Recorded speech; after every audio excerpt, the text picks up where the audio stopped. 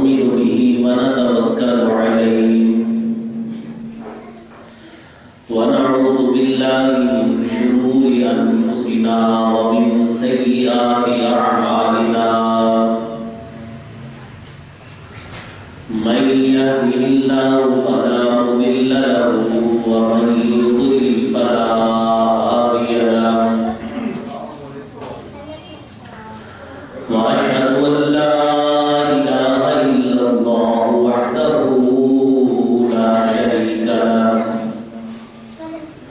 وأشهد أن محمدا عبده ورسوله اللهم صل على محمد وعلى آل محمد كما صليت على إبراهيم وعلى آل إبراهيم إنك حميد مجيد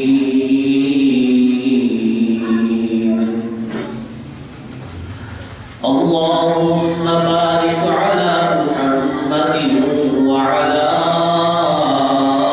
آل محمد كما باركت على إبراهيم وعلى آل إبراهيم إنك حميد مجيد رب اشرح لي صدري ويسر لي أمري واحلل عقدة من لساني يفقهوا قولي رب زدني علما سبحانك لا علم لنا إلا ما علمتنا إنك أنت العليم الحكيم إن أحسن الكلام كلام الله وأحسن الهدي هدي محمد صلى الله عليه وسلم وشر الأمور محدثاتها وكل محدثة بدعة وكل بدعة ضلالة الضلالة في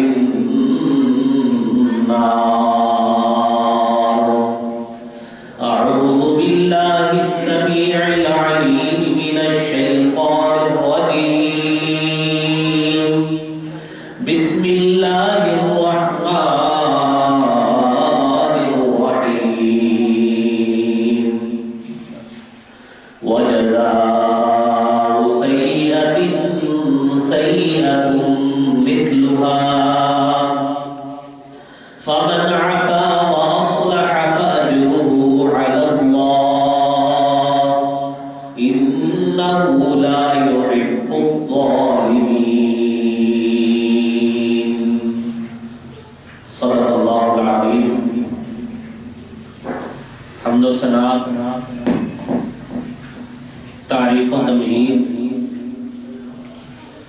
کبریائی بڑائی اللہ خالق و مالک کے لیے ہے جو خالق ارض و سما ہے جو خالق کل کائنات ہے درود و سلام آقا نوجہاں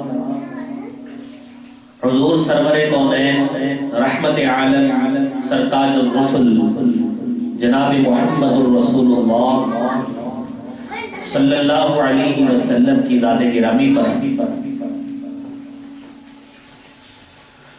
محترم حضرات آج کے موضوع جمعہ میں ظلم اس کی مختلف قسمیں اس کے معاشرتی نقصانات اور شریعت کی تعلیمات اس حوالے سے بات ہوگی اللہ کریم مجھے حق بیان کرنے کی اور ہم سب کو سن کر اس پر عمل کرنے کی توفیق عطا فرمائے۔ میرے محترم بھائیوں، آیت کریمہ آپ کے سامنے پڑھی، وَجَزَاءُ سَيِّئَةٍ سَيِّئَةٌ مِثْلُهَا، برائی کا بدلہ اسی طرح ہی کی برائی کی صورت میں ملتا ہے۔ فَمَنْ عَفَا وَأَصْلَحَ فَأَجْرُهُ عَلَى اللَّهِ، جو شخص درگزر کر جائے، اصلاح کر لے، اس کا اجر اللہ کے ہاں ثابت ہوتا ہے۔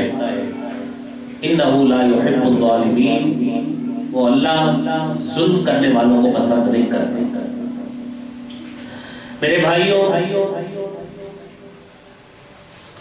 قرآن کریم فرقان حمید کی آیت کریمہ آپ کے سامنے پڑھی ہے۔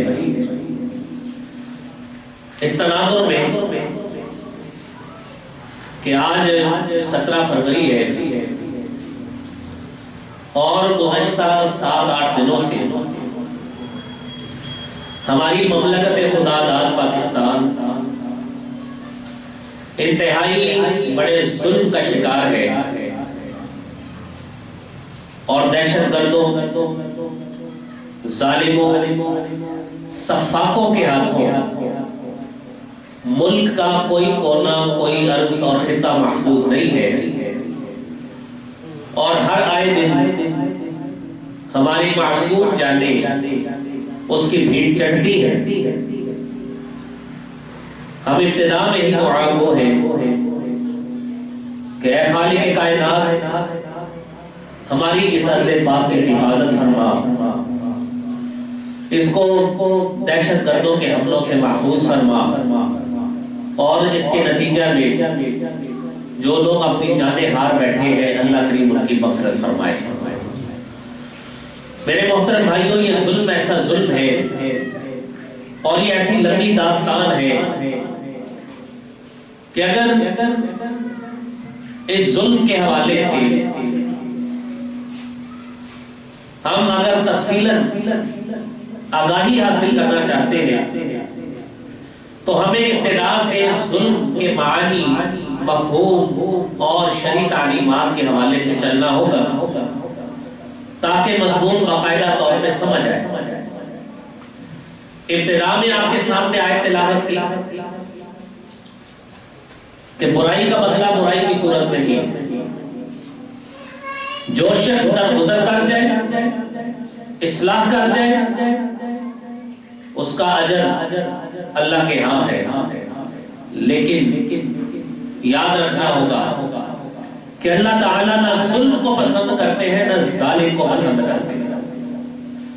وہ خالق و مالک جس نے فرمایا ہے، حدیث قدسی ہے، رسول رحمت صلی اللہ علیہ وسلم نے فرمایا، قال اللہ تعالی، خالق کائنات نے فرمایا، یا عبادی، اے میرے بندو، انی حرمت الظلم علی نفسی، میں نے ظلم اپنے اوپر حرام کر دیا ہے، فلا تظالموا، لہذا تم اب ایک دوسرے پہ ظلم نہ کیا کرو۔ اس ظلم کو اللہ تعالیٰ نے اپنے اوپر حرام کر دیا، مخلوق کو سمجھایا، مومنوں کو سمجھایا کہ اے مومنوں کی جماعت، اے مسلمانوں، اے کلمہ گو لوگوں، اے محمد عربی صلی اللہ علیہ وسلم کو اپنا نبی ماننے والوں، اپنے آپ کو ان کا امتی کہلوانے والوں، اپنے آپ کے لیے نبی کریم صلی اللہ علیہ وسلم کی محبت کا دعویٰ کرنے والوں، سن لو، جب اللہ نے ظلم اپنے اوپر حرام کر دیا ہے، لہذا تم لوگوں کو بھی اجازت نہیں ہے کہ تم ایک دوسرے پہ ظلم کرو، ظلم اللہ نے حرام کر دیا ہے۔ ظلم ہے کیا ہے؟ التصرف فی حق الغیر بغیر حق،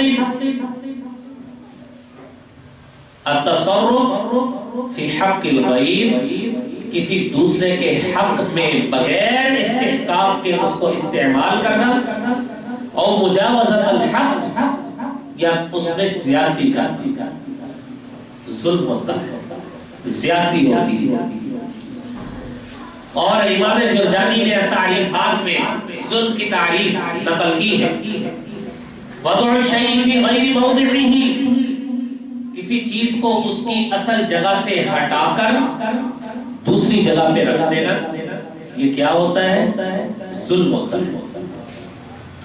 وفی الشریعہ عبارۃ عن التعدی عن الحق الى الباطل وهو الجور،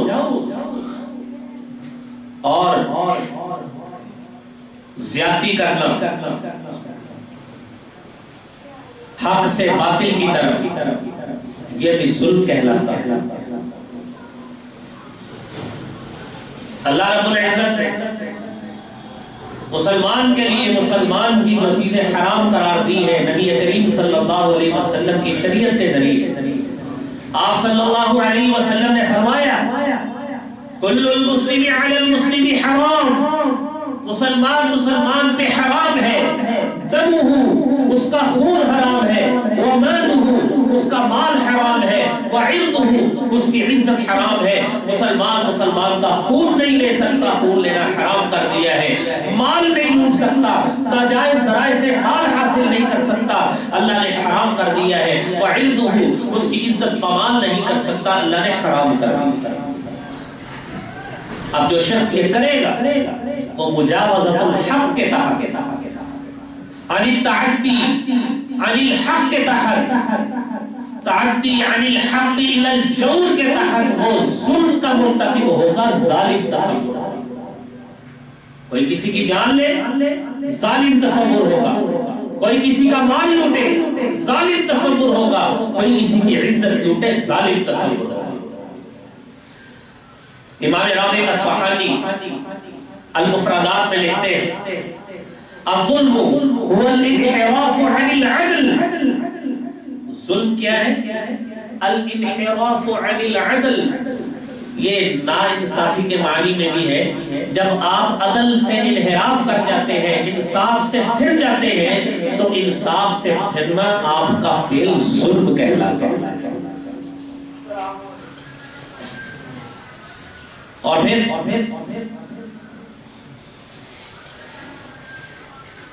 اس کے مترادف الفاظ میں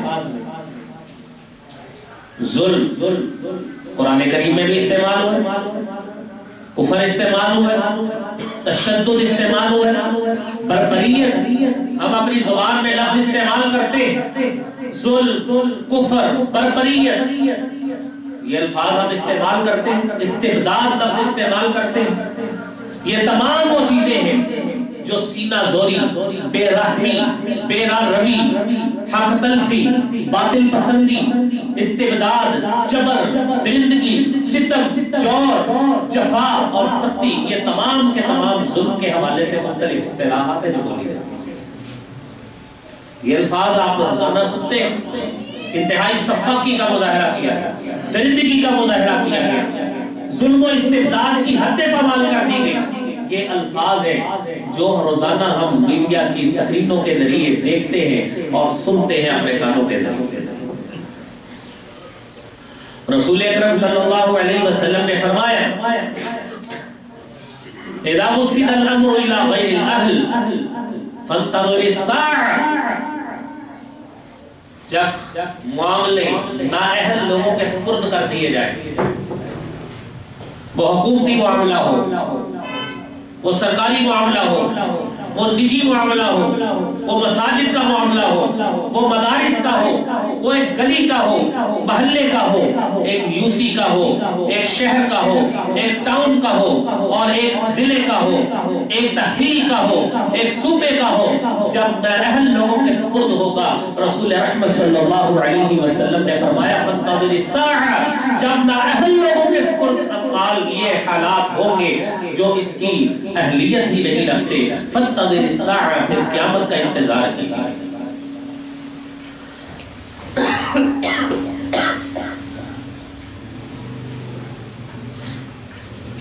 اب آپ دیکھیے ظلم کے حوالے سے جو مختلف قسمیں، امام قتادہ اور حسن بصری فرماتے ہیں الظلم ثلاثہ، ظلم کی تین قسمیں ہیں۔ نمبر ایک ظلم لا یغفر، ایسا ظلم جس کی معافی نہیں ہوگی. وَأَعْظَمُهُ الْكُفْرُ بِاللَّهِ وَالشِّرْكُ وَالنِّفَاقُ، یعنی ایسا ظلم جس کی معافی نہیں ہوگی، وہ شرک ہے، وہ کفر ہے، وہ نفاق ہے، جس شرک کے حوالے سے اللہ رب العزت نے قرآن کریم میں فرمایا ہے إِنَّ اللَّهَ لَا يَغْفِرُ أَن يُشْرَكَ بِهِ وَيَغْفِرُ مَا دُونَ ذَلِكَ لِمَن يَشَاءُ. اللہ تعالی شرک معاف نہیں فرمائے. اس کے علاوہ خالق کو چاہے اس کی مرضی ہے، وہ خالق کائنات ہے، وہ جس کو چاہے معاف کر دے، جس کو چاہے پکڑے. اور دوسری بات، وَظُلْمٌ لَا يُتْرَكُ، ظلم کی دوسری قسم جس کا بدلہ ضرور لیا جائے. فَظُلْمُ النَّاسِ بَعْضُهُمْ بَعْضًا، یہ لوگوں کا وہ ظلم ہے، یہ وہ ظلم ہے، وہ ظلم جو لوگ ایک دوسرے پہ کرتے ہیں. قرآن کریم نے اس کا بہترین انداز میں ہمیں بتایا ہے وَجَزَاءُ سَيِّئَةٍ سَيِّئَةٌ مِثْلُهَا فَمَنْ عَفَا وَأَصْلَحَ فَأَجْرُهُ عَلَى اللَّهِ إِنَّهُ لَا يُحِبُّ الظَّالِمِينَ.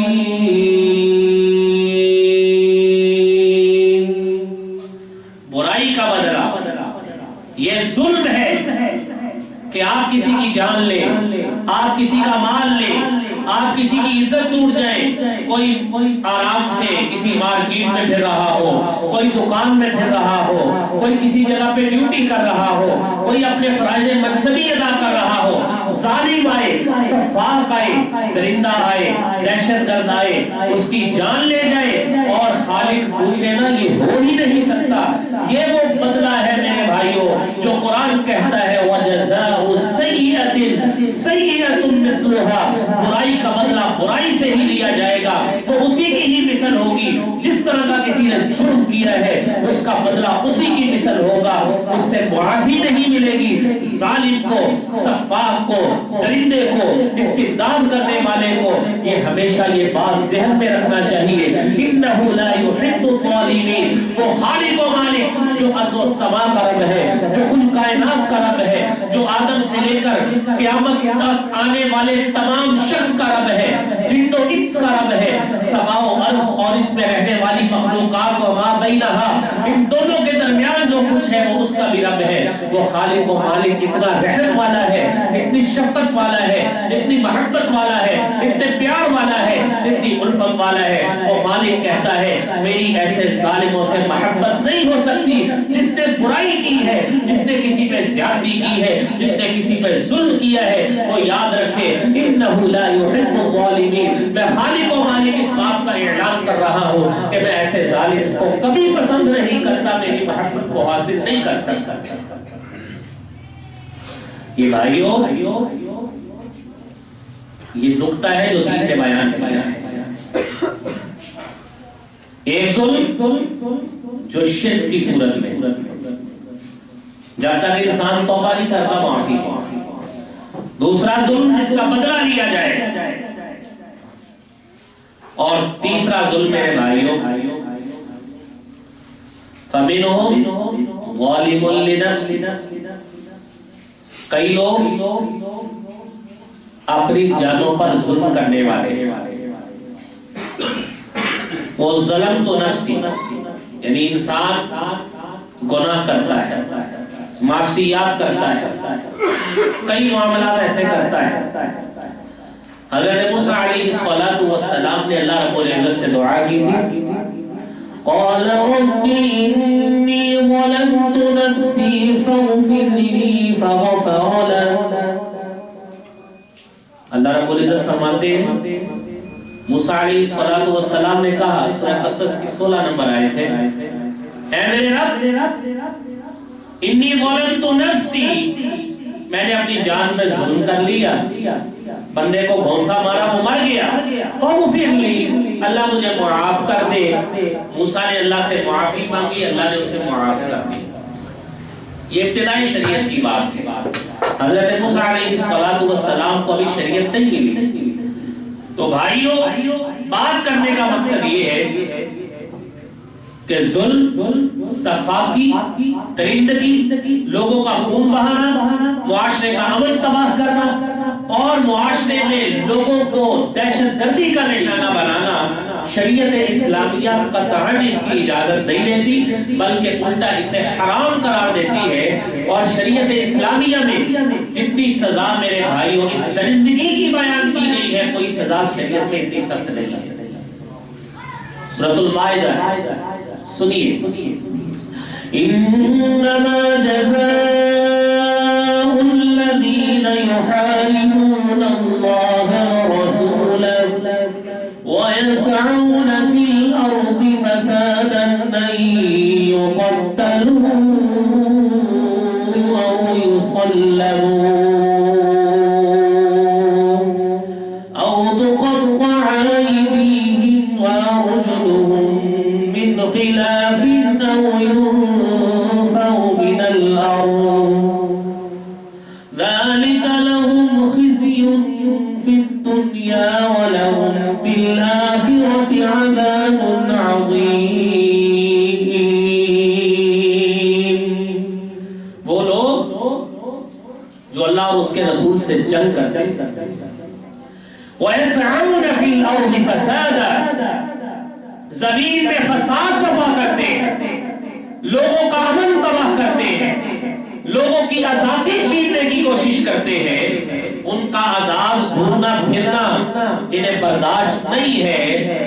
یسعون فی الارض فسادا، لوگوں میں دہشت زدگی پھیلاتے ہیں۔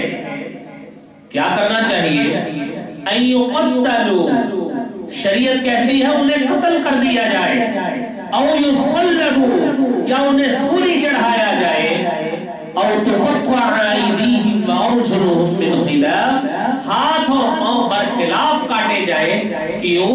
ذالک لہم خزی فی الدنیا والآخرہ، دنیا میں جو شخص بھی دیکھے اس کو دیکھ کر عبرت حاصل کرے کہ جو لوگوں کا امن تباہ کرتا ہے، لوگوں کا سکون چھینتا ہے، ان کی مصروف زندگی کو خطرے میں ڈالتا ہے اور ان کی زندگیاں لینے کی کوشش کرتا ہے، فساد کرتا ہے، دہشت گردی کرتا ہے، اس کا نتیجہ شریعت اسلامیہ نے اس صورت میں رکھا ہے، دیکھ کر عبرت حاصل کرتا ہے۔ یہ میرے بھائیوں شریعت اسلامیہ کی تعلیم۔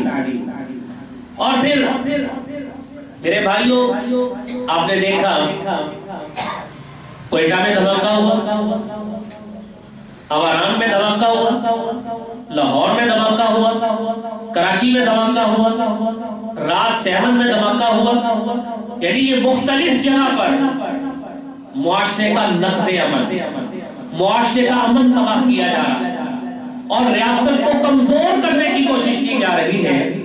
شریعت اس بارے میں کیا کہتی ہے؟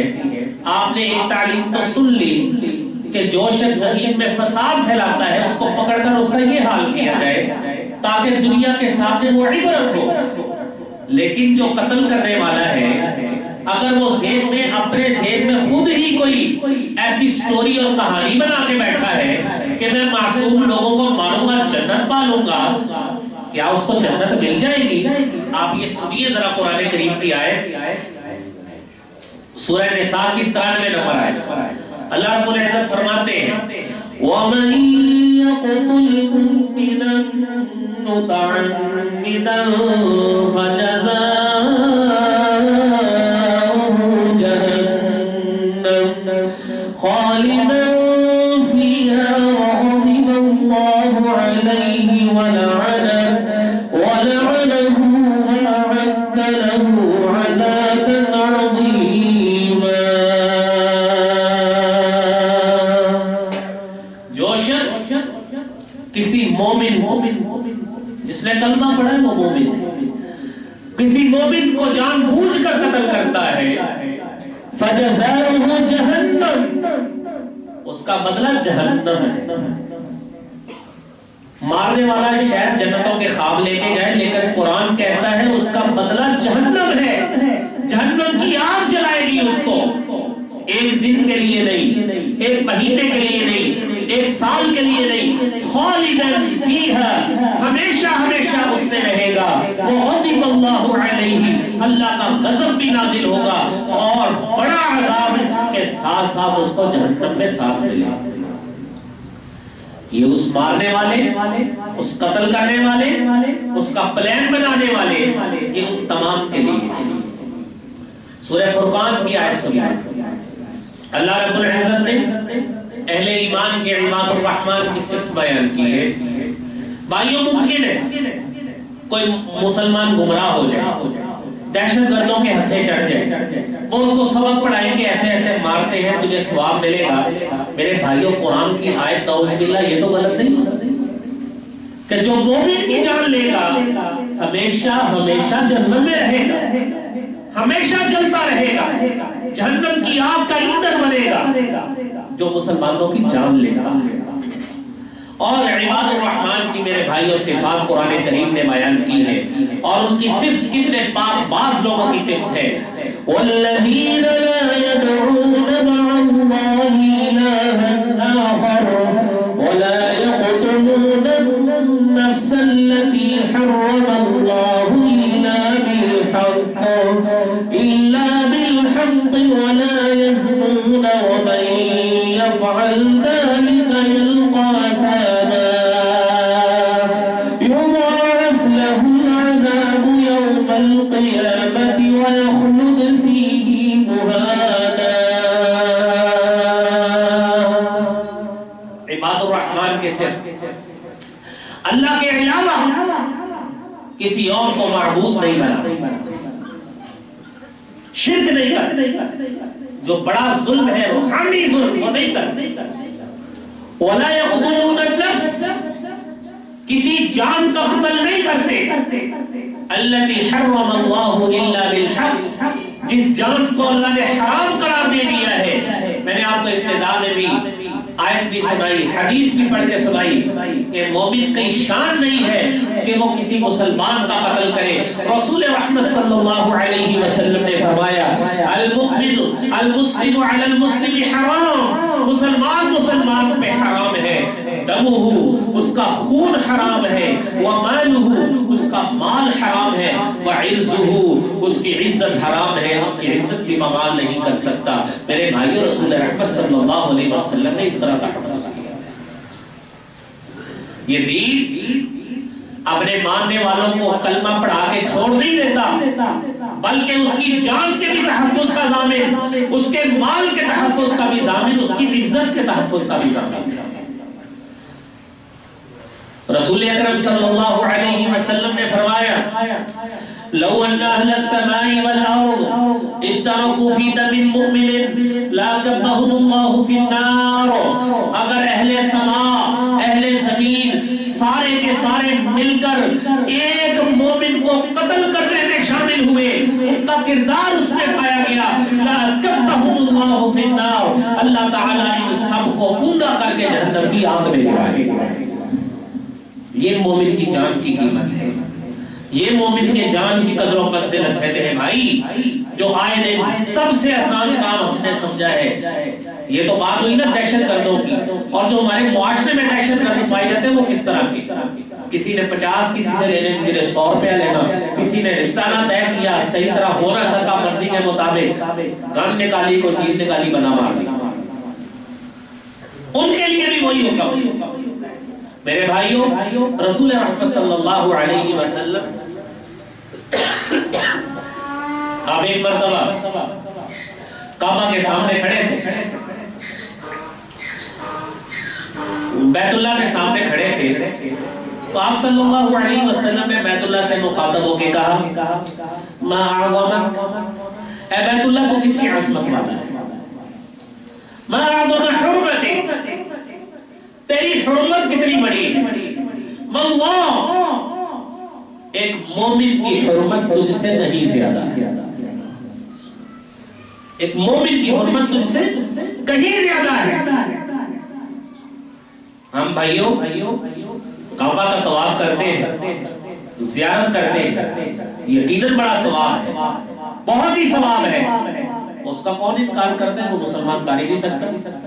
لیکن ایک مومن کی قدر و منزلت رسول رحمت صلی اللہ علیہ وسلم نے فرمایا اے کعبہ تجھ سے کہیں زیادہ ہے، ایک مومن کی حرمت، اس کی تقدس یا اس کا احترام وہ تجھ سے کہیں زیادہ ہے۔ رسول اکرم صلی اللہ علیہ وسلم نے فرمایا، عبداللہ ابن بريدہ رضی اللہ تعالی عنہ روایت کرتے ہیں، قال رسول اللہ صلی اللہ علیہ وسلم قتل المؤمن اعظم عند اللہ من زوال الدنیا، ایک مومن آدمی کا قتل اللہ رب العزت کے ہاں اتنا بڑا ہے، اتنا بڑا ہے، ساری دنیا تباہ ہو جائے وہ ایک طرف، لیکن ایک مومن کا قتل ہو جائے اللہ رب العزت کے ہاں اس سے بھی بڑا گناہ ہے۔ دنیا میں تباہی آئے، آفت آئے، کچھ مسئلہ بنے، کچھ آئے، وہ ایک طرف، لیکن کوئی شخص کسی مومن کا قتل کرے، لزوال الدنیا اهون علی اللہ من قتل نفس المؤمن، ایک مومن آدمی کا قتل بہت بڑا گناہ ہے۔ رسول اکرم صلی اللہ علیہ وسلم نے فرمایا، انس رضی اللہ تعالی عنہ حدیث روایت کرتے ہیں، آپ نے فرمایا اکبر الکبائر، کبیرہ گناہوں میں سے سب سے بڑا گناہ الشرک باللہ، اللہ کے ساتھ شرک کرنا کبیرہ گناہوں میں، بڑے گناہوں میں سب سے بڑا گناہ۔ نمبر 2 وعقوق الوالدین، والدین کی نافرمانی کرنا، نہ ماں کی نہ باپ کی، اس میں فرق نہیں ہے، جو ماں کا نافرمان ہو وہ بھی اس طرف، جو باپ کا نافرمان ہو وہ بھی اس طرف۔ اور تیسرے نمبر پر رسول اکرم صلی اللہ علیہ وسلم نے فرمایا وقتل النفس التي حرم اللہ، وہ جان، اس کا قتل، مومن جان کا قتل جسے اللہ نے حرام کر دیا ہے، کوئی مومن اس کو قتل کرتا ہے، یہ کبیرہ گناہوں میں بڑے گناہ ہے۔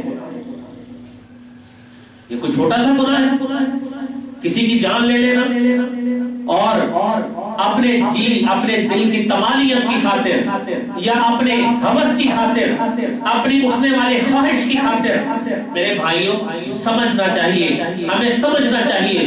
رسول اکرم صلی اللہ علیہ وسلم نے فرمایا اول ما یقضى بین الناس یوم القیامۃ فی الدماء، قیامت کے دن اللہ رب العزت حقوق العباد میں سب سے پہلے جس چیز کا فیصلہ کریں گے الدماء، وہ خونوں کا معاملہ ہوگا کہ کس نے کس کا کتنا خون ضائع کیا ہے، کس نے کس کا کتنا خون بہایا ہے، کس نے کس کو کتنا قتل کیا ہے، کس نے جانی نقصان پہنچایا ہے، وہ چاہے مسلمان ہو، وہ چاہے کافر ہو، وہ چاہے منافق ہو، وہ چاہے مشرک ہو، وہ مشرق میں رہتا ہو، وہ مغرب میں رہتا ہو، شمال میں ہو، جنوب میں ہو، عرض میں ہو، حجر میں ہو، جدھر مرضی ہو، وہ یہاں پہ ہمیں نظر آتا ہو نہ نظر آتا ہو، وہ پردوں کے پیچھے ہو، وہ ظاہر ہو، وہ خفیہ ہو، وہ باطن ہو، جس طرح بھی ہو، وہ اس کا خفیہ کردار ہو، اس کا ظاہری کردار ہو۔ رسول رحمت صلی اللہ علیہ وسلم نے فرمایا اول ما یقضى بین الناس یوم القیامۃ الدماء،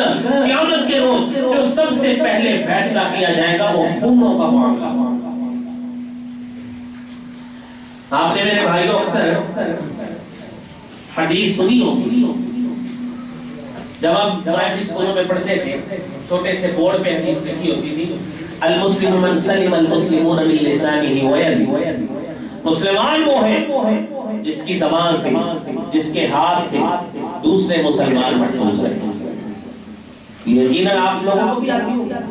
اب بھائیوں مسلمان وہ ہے جس کی زبان سے بھی، جس کے ہاتھ سے بھی دوسرے مسلمان محفوظ رہے، وہ ہے کامل مومن آدمی۔ اور جب میرے بھائیوں جب ایک مومن آدمی اپنے آپ کو مسلمان کہنے والا، اپنے آپ کے لیے نبی کریم صلی اللہ علیہ وسلم کا امتی کہلوانے والا، بھائیوں اگر یہ کام کرے تو ایمانداری سے بتائیے ان احادیث کی روشنی میں کیا وہ مومن رہتا ہے؟ وہ مومن نہیں رہتا، وہ مسلمان نہیں ہے، اس کا مسلم امت سے تعلق نہیں ہے۔ وہ میرے بھائیوں وہ دہشت گرد ہے، وہ سفاک ہے، وہ درندہ ہے، اس کا اہل ایمان سے کوئی تعلق نہیں ہے۔ لیکن بھائیوں ان کو پالنے والے، ان کو پوسنے والے، ان کو تیار کرنے والے. آپ نے حدیث سنی لو ان اہل السماء والارض، اگر اہل سما و اہل ارض سارے کے سارے اشترکوا فی دم امرئ مومن، اگر ایک مومن آدمی کے قتل میں ملوث پائے گئے، لأکبتهم اللہ فی النار، اللہ تعالیٰ ان سب کو اوندا منہ کر کے جہنم کی آگ میں گرائے گا. دنیا میں شاید کوئی اس طرح کی سازشیں کر کے شاید بچ جائے، قانون کی نظر میں نہ آ سکے، بچ جائے، ہیلے بہانے کر لے یا سازش ایسی کرے، لیکن بھائیو آخرت سے تو نہیں بچ سکتا. دنیا میں تو ہیلے بہانے کر لیتا. دیکھیے ہم کل سے خبریں سن رہے ہیں، تجزیات سن رہے ہیں، بلکہ کافی دنوں سے کہ فلاں ملک ملوث ہے، فلاں ملک ملوث ہے. یہ تو بھائیو گورنمنٹ کا کام ہے، یہ تو نیشنل لیول کا کام ہے کہ وہ اس لیول کا احتجاج کرے، وہ اس لیول پہ اس ایشو کو لے کر آئے، قومی لیول پر، بین الاقوامی لیول پر اس کو اس فورم پہ لے جا کر اس چیز کا ڈیبیٹ کرے اور چیز کو ثبوت کے ساتھ پیش کر کے ثابت کرے کہ واقعتاً وہی لوگ ہیں. بھائیو دنیا کو پتہ لگے کہ ہماری اس مملکت خدا داد کا اصل دشمن کون ہے، اس وطن کا جو لا الہ الا اللہ کے نام پہ بنا ہے.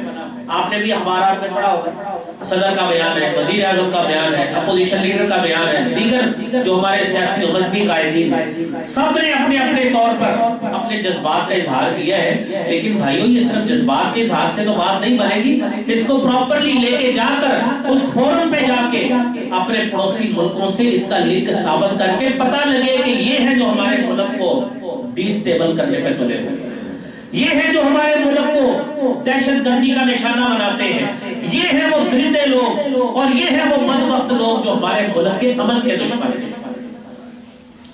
ساتھ ساتھ میرے بھائیوں ہمیں اپنی تربیت اس انداز سے کرنی چاہیے. یہ تو ہوا نا دہشت گردوں کے لیے، ہم جو آپس میں ایک دوسرے کے لیے صرف اسلحے کا اشارہ ہی کر دیتے ہیں، کبھی چھری اٹھا لی، کبھی گن اٹھا لی، کبھی کوئی اٹھا لی، میں تیرے سر سے مار گڑی دے تو پہنا دیتے ہیں کوڑی مار دیا گا پڑھ کے، جو ہم بارات میں پڑھتے ہیں کہ یہ کیفیت ہوتی ہے. رسول اکرم صلی اللہ علیہ وسلم نے فرمایا لا یشر احدکم الی اخیہ بالسلاح، تم میں سے کوئی شخص اپنے بھائی کی طرف اسلحے کا اشارہ نہ کرے. فإنه لا يدري، وہ نہیں جانتا، لعل الشیطان ينزع في يده فيقع في حفرة من النار، شیطان اس سے ایسی غلطی کروا دے اس کے ہاتھ سے، فيقع في حفرة من النار، اس غلطی کی وجہ سے یہ مومن جہنم کی آگ میں جا رہا ہے. بھائیوں ہمیں باز آنا چاہیے. یہ معاشرے کا عمل اس سے بھی تباہ ہوتا ہے جب ہم اپنے بھائیوں، اپنے دوسرے ساتھیوں، دوستوں کی طرف کسی لین دین کے تنازع پر، کسی مکان کے تنازع پر اسلحہ اٹھا کے کھڑے ہو جاتے ہیں. کسی کے پاس چھری ہے وہ چھری اٹھا لیتا ہے، کسی کے پاس کلہاڑی ہے وہ اٹھا لیتا ہے کہ اگر میرا فلاں کام نہ کیا تیری تو اللہ نہیں، تیرے بچے کو مار دینا، تیرے فلاں کر دینا. میرے بھائیوں اس حدیث کو بھی مد نظر رکھیے. مسلمان کا میرے بھائی عمل کا داعی ہے، اس کی جان مال عزت کے تحفظ کا ضامن ہے. اللہ کریم میرے بھائیوں ہماری اصلاح فرمائے، اللہ کریم ہمارے ملک کی حفاظت فرمائے، اللہ کریم اسے دہشت گردوں سے محفوظ فرمائے، اللہ کریم ہمارے ملک کو امن و امان کا گہوارہ بنا دے. اے اللہ کریم جب تک زندہ رکھنا دین اسلام سے وابستگی، ملک کے ساتھ اخلاص اور وفاداری کے ساتھ زندہ رکھنا.